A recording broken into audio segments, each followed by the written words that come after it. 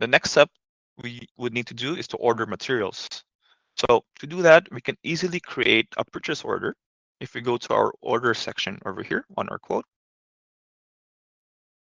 and we can just select add here beside our purchase order.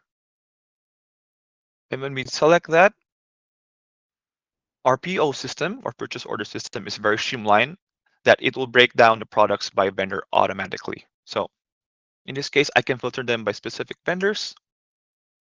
For this case, let me just add send a purchase order just for Milliken.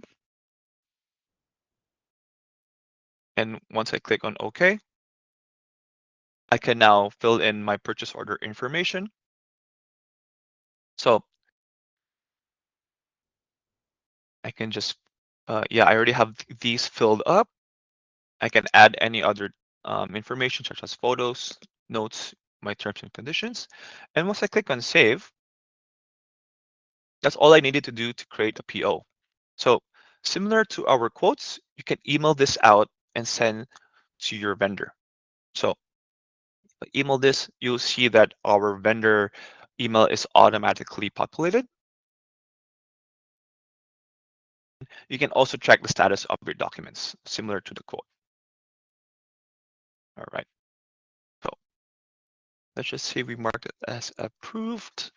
Then we can now go back to our quote document here.